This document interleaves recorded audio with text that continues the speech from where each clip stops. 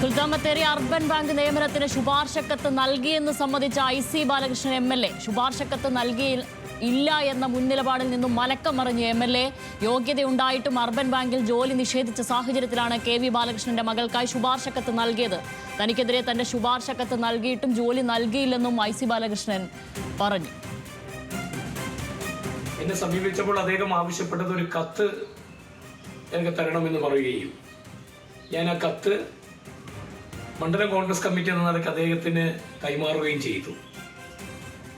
മാത്രമല്ല NM വിജയേട്ടൻ്റെ മകനെ ജിജേഷിനെ പിരിച്ചുവിടണം എന്നും ജോലി കൊടുക്കേണ്ട എന്നും ഞാൻ എവിടെയും ആർക്കും ഒരു ശുപാർശ നൽകിയിട്ടില്ല, പറഞ്ഞിട്ടില്ല. അത്തരത്തിലുള്ള പ്രചരണം അടിസ്ഥാനരഹിതമാണ് എന്നാണ് എനിക്ക് സൂചിപ്പിക്കാനുള്ളത്. മാത്രമല്ല പിന്നീട് അറിയാൻ കഴിഞ്ഞത് KV ബാലകൃഷ്ണന് ഞാൻ കൊടുത്ത കത്ത്, ആ കത്തിന്റെ ശുപാർശ അനുസരിച്ച് അവർക്ക് ജോലി നിഷേധിക്കപ്പെട്ടത് മാത്രമല്ല, അതിനുശേഷം അദ്ദേഹം നിയമപരമായി നീതിന്യായ കോടതിയെ സമീപിച്ച് ഉത്തരവ് വാങ്ങിയാണ് ആ ഉദ്യോഗാർത്ഥിയെ മകളെ അർബൻ ബാങ്കിൽ ജോലിയിൽ കയറ്റത് എന്നാണ് അറിയാൻ കഴിഞ്ഞത്. വിവരങ്ങളുമായി വയനാട് നിന്ന് രതീഷ് വാസുദേവനുണ്ട്. രതീഷ്, എന്തായാലും മുൻ നിലപാടിൽ നിന്ന് MLAക്ക് ഒരു മാറ്റം വന്നിരിക്കുന്നു. താൻ ശുപാർശക്കത്ത് നൽകിയിട്ടുണ്ട് എന്ന് സമ്മതിച്ചിരിക്കുന്നു. ഇനി അറിയേണ്ടത് ഇതിനുള്ളിൽ സാമ്പത്തിക ക്രയവിക്രയം ഉണ്ടായിട്ടുണ്ടോ, പണം വാങ്ങിയിട്ടുണ്ടോ എന്നാണല്ലോ. എങ്ങനെയാണ് ഇപ്പോൾ നമുക്ക് ലഭിക്കുന്ന വിവരങ്ങൾ? ശ്യാമലി, തീർച്ചയായും IC ബാലകൃഷ്ണൻ MLA ആദ്യഘട്ടത്തിൽ വലിയ വിവാദം അർബൻ ബാങ്കിന്റെ ഈ കോഴ ജോലിയുമായി ബന്ധപ്പെട്ട ഇത്തരം വിവാദങ്ങൾ ഉയർന്നപ്പോൾ NM വിജയന്റെ ആത്മഹത്യാ കുറിപ്പ് ഉൾപ്പെടുന്ന ആ കത്തിൽ ഇത്തരത്തിൽ ചില പരാമർശങ്ങൾ ഉണ്ടായപ്പോൾ തന്റെ മകനെ ഇത്തരത്തിൽ ഒഴിവാക്കപ്പെട്ടു, അതിന് IC ബാലകൃഷ്ണൻ ഉൾപ്പെടെ നേതൃത്വം നൽകി എന്നൊക്കെ തന്നെ പറഞ്ഞ് KPCC പ്രസിഡന്റിന് ഒരു പരാതി നൽകുന്ന സാഹചര്യം ഉണ്ടായി. ആ കത്തും അതിൽ ഉണ്ടായിരുന്നു, ആത്മഹത്യാ കുറിപ്പിനോടൊപ്പം. ഈ വിവാദ സാഹചര്യത്തിൽ അന്ന് IC ബാലകൃഷ്ണൻ MLA പ്രതികരിച്ചത് താൻ ഒരു കാരണവശാലും ഒരാൾക്കും ഇത്തരത്തിൽ ഒരു നിയമന ശുപാർശ അല്ലെങ്കിൽ ശുപാർശക്കത്ത് നൽകിയിട്ടില്ല എന്നായിരുന്നു ആണയിട്ട് ആവർത്തിച്ചിരുന്നത്. എന്നാൽ അത് കഴിഞ്ഞ ദിവസം ഈ ശുപാർശക്കത്ത് പുറത്തു വന്നു. ഇന്ന് അദ്ദേഹം ആ ശുപാർശക്കത്ത് നൽകി എന്നാണ് സമ്മതിച്ചിട്ടുള്ളത്.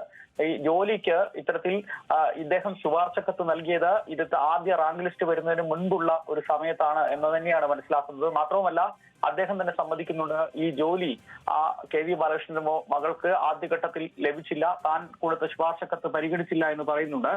മുൻ ചെയർമാൻ ഡോക്ടർ സണ്ണി ഇത് വ്യക്തമാക്കുന്നുണ്ട്. 17 പേരുടെ ലിസ്റ്റ് IC ബാലകൃഷ്ണൻ MLA അന്ന് തനിക്ക് തന്നു, DCC പ്രസിഡന്റ് ആയിരുന്ന ഘട്ടത്തിൽ.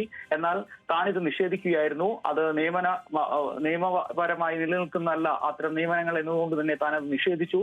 17 പേരുടെ ലിസ്റ്റ് താനന്ന് നിഷേധിക്കുന്ന സാഹചര്യം ഉണ്ടായി. തുടർന്നാണ് വലിയ തരത്തിൽ അന്വേഷണവും ഒക്കെ ബന്ധപ്പെട്ട് തന്നെ ഉൾപ്പെടെ പുറത്താക്കുന്ന സാഹചര്യം ഉണ്ടായതെന്നാണ് അദ്ദേഹം അതിനെ വ്യാഖ്യാനിച്ചത്. എന്തായാലും കത്ത് നൽകുന്ന ഒരു ശുപാർശ കത്ത് നൽകുന്ന ഒരു സാഹചര്യം ഉണ്ടായി എന്ന് ഇപ്പോൾ IC ബാലകൃഷ്ണൻ MLA സമ്മതിക്കുന്നു. നേരത്തെ പറഞ്ഞ പോലെ ഈ ശുപാർശ കത്തിന് പുറകെ ഏതെങ്കിലും തരത്തിലുള്ള സാമ്പത്തിക ക്രയവിക്രയങ്ങൾ നടന്നിട്ടുണ്ടോ എന്ന് തന്നെയാണ് ഇനി പരിശോധിക്കേണ്ടത്. അത്തരത്തിലുള്ളൊരു സംശയം NM വിജയന്റെ ഈ ആത്മഹത്യാക്കുറിപ്പ് ഉൾപ്പെടെ പുറത്തു വന്ന സാഹചര്യത്തിൽ നിലനിൽക്കുന്നുണ്ട്. മാത്രവുമല്ല ആത്മഹത്യാ പ്രേരണ കുറ്റത്തിന് അദ്ദേഹം ഇപ്പോൾ പ്രതിസ്ഥാനത്ത് നിലയിൽ തന്നെ ഈ തുറന്നു പറച്ചിലില് വളരെ പ്രാധാന്യമുണ്ട്. അദ്ദേഹം ശുപാർശ നൽകിയിരുന്നു ഇത്തരം ചില നിയമനങ്ങൾക്ക് എന്ന് വ്യക്തമാക്കുന്നത് കൂടിയാണ് ഇത്തരത്തിൽ അദ്ദേഹത്തിന്റെ തുറന്നു പറച്ചിൽ എന്ന് പറയേണ്ടിയിരിക്കുന്നു. ഈ കത്ത് പുറത്തു വന്നതിന് പിന്നാലെ ബത്തേരി പോലീസിൽ CPM അടക്കമുള്ള രാഷ്ട്രീയ കക്ഷികൾ പരാതി നൽകിയിട്ടുണ്ട്. അപ്പോൾ ഈ ഘട്ടത്തിൽ IC ബാലകൃഷ്ണൻ തന്നെ ഇത്തരം സമ്മതിച്ച ഒരു വീഡിയോ സന്ദേശം പുറത്തു വരുമ്പോൾ ഇതൊക്കെ അന്വേഷണ പരിധിയിൽ വരുമല്ലോ. നിലവിൽ എങ്ങനെയാണ് പോലീസിന്റെ അന്വേഷണം പുരോഗമിക്കുന്നത്? ഈ ആരോപണങ്ങളെയൊക്കെ എങ്ങനെ പ്രതിരോധിക്കാനാണ് IC ബാലകൃഷ്ണൻ ശ്രമിക്കുന്നത്? സ്വാഭാവികമായും പ്രതി ചേർക്കപ്പെട്ടതോടെ വലിയ പ്രതിസന്ധിയിലായിരുന്നു കോൺഗ്രസ് നേതൃത്വവും IC ബാലകൃഷ്ണൻ MLAയും NDF ഉൾപ്പെടെയുള്ളവർ. എന്നാൽ കൽപ്പറ്റ സെഷൻസ് കോടതി അദ്ദേഹത്തെ ജനുവരി 15 വരെ അറസ്റ്റ് ചെയ്യരുത് ഇരുവരെയും എന്ന ഒരു വാക്കാൽ നിർദ്ദേശം നൽകിയിട്ടുണ്ട്. ആ ആശ്വാസത്തിനിടയിലാണ് ഇത്തരത്തിലെ വിവാദങ്ങൾ ഉയർന്നു വരുന്നത്. CPM-ഉം ഇത്തരത്തിൽ ശുപാർശ നൽകുകയും അതിന്റെ ഭാഗമായി പണവിനിമയം നടന്നിട്ടുണ്ട് വ്യാപകമായി എന്ന ആക്ഷേപം ഉന്നയിക്കുന്നുണ്ട്. നിരവധി പേരാണ് ഇത്തരത്തിൽ പണം നൽകി തങ്ങൾക്ക് നിയമനം നൽകിയില്ല എന്നാരോപിച്ച് പരാതിയുമായി പോലീസിൽ വന്നിട്ടുള്ളത്. 3 പരാതികൾ നിലവിൽ പോലീസിന്റെ കൈവശമുണ്ട്.